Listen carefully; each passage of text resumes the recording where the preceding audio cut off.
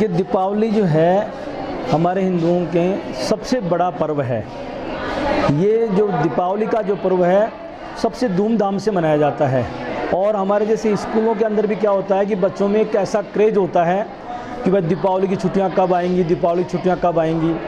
और फिर 5 दिवसीय 5 दिन का एक इतना बड़ा फेस्टिवल है कि इसमें बच्चों को एक नई जागरूकता मिलती है कि भाई हमारे जो अपने माता पिता के पास जो संस्कार देखते हैं वो कि भाई जैसे धनतेरस को दीपदान कैसे करते हैं, फिर छोटी दीपावली आती है, फिर बड़ी दीपावली आती है, फिर गोवर्धन आता है, भैया दूज आती है।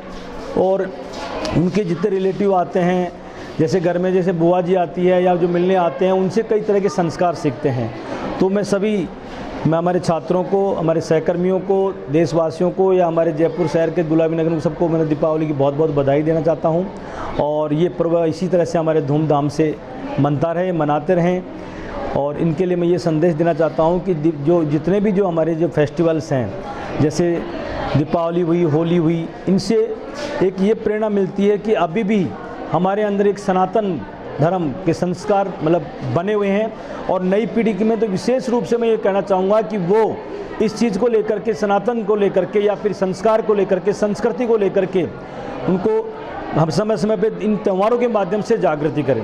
देखो, बच्चों में 3 पॉइंट होते हैं, एक संस्कार होता है, एक संस्कृत होता है, एक संस्कृति होती है। जब संस्कार और संस्कृत और संस्कृति तीनों धीरे धीरे लुप्त होती जा रही हैं, इन त्योहारों के माध्यम से वो वापस उनके अंदर पुनर्जीवित होती हैं।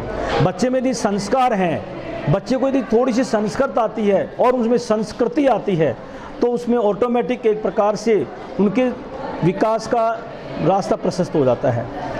जब अपन छोटे मोटे जैसे घर के अंदर ये फेस्टिवल के माध्यम से दीपदान करते हैं, हवन करते हैं या जैसे पकवान बनाते हैं, बच्चों में एक नए कपड़े पहनने की, इस प्रकार की एक जो पटाखे छोड़ने की जो प्रवृत्ति है ये बनी रहती है। उसके माध्यम से उनके अंदर एक प्रकार से बौद्धिक विकास होता है।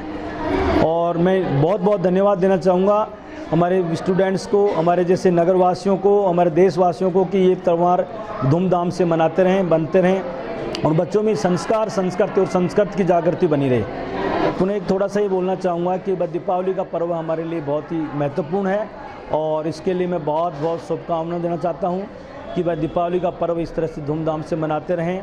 और मेरे जैसे विद्यार्थियों को, हमारे देशवासियों को, हमारे जैसे मोहल्ले वालों को और हमारे राजस्थान वासियों को इस समय चुनावी दीपावली की बहुत बहुत शुभकामनाएं मैं देना चाहता हूँ, बधाई के साथ।